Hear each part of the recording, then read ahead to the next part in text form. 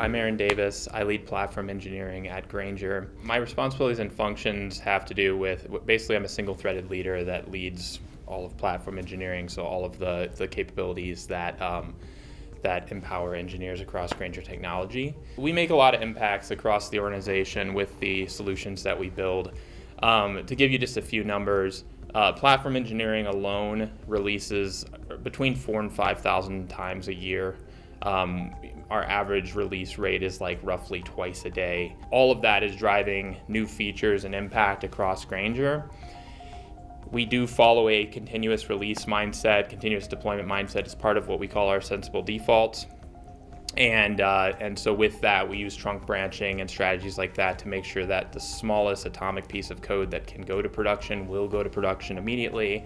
And we've set up good guardrails in place with our pipelines and vulnerabilities to be able to do that. We decided that there was a need for an API solution like Gloo around summer of last year. And we had never had an enterprise API gateway at Grainger. We decided that, a centralized front door to Grainger through an API gateway was going to be necessary. And a lot of that actually came from partnership with our security organization, who was trying to do new things with architecture to try to further secure the organization. And so with security's partnership, we were able to actually fund and build out an API gateway.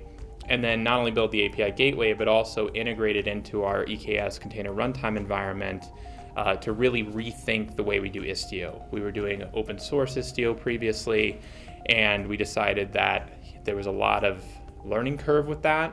And so this is where we brought in Gloo Mesh as well to make this the single ingress point into our EKS clusters as well. So the main benefits that we've achieved is that we've basically been able to there's a lot of configuration based on Istio and based on how you manage Istio and Kubernetes.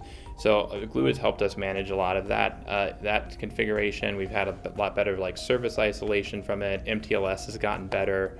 We've totally rethought all of our auth workflows and with OAuth and basic auth. That's helped substantially. Observability has gotten substantially better.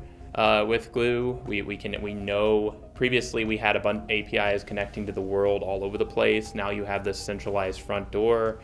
Makes it really easy for us to tell how many APIs we have, what types of APIs we have, who's using them externally, who's using them internally. Solo is going to play a role in my objectives next year in a few ways. So one of the objectives I didn't mention is that as part of innovating, we also, and having operational excellence, we need very high resiliency as well.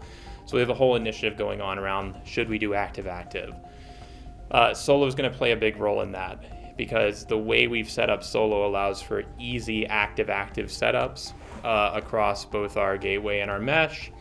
And I think that's going to be a big play point for Solo. The other aspect is we are big, because I have such a large data processing budget, a lot of responsibility comes down on me to save the company money and make sure that we're doing our fiduciary duty for the company. And so things like ambient mesh is going to be a strong partnership with Solo, because we see that as not just a direct cost savings thing, which is of course something my leadership loves, but also an operational excellence play, which is something that I love because it saves my team time. They can do less ops and more innovation. And then also we've seen some interesting things around how it impacts performance, and I'm looking forward to working with Solo to kind of understand more about how ambient will impact performance and improve performance. Those are the two big things that I would say that we're going to be working with Solo on in the coming year.